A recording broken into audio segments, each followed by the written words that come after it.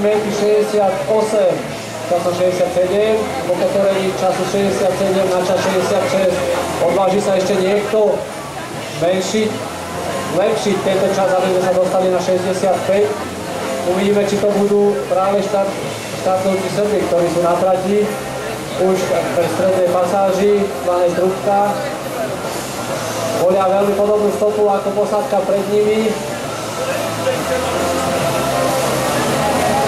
Nebolo to také čisté ako posádka z Čiech. Tie výsledky sú zatiaľ veľmi tesné, aj na tesnosti sú to časom rozdielov, môžu vidieť kvalitu tímov, ktoré nastupujú dnes sú to na súťaži Európskom šampionáte. Pre tribúnov vidíme trošku mužskú posádku, ktorá naozaj rýchlo preplávala.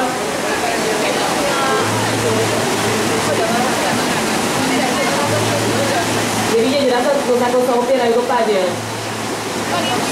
Iniegare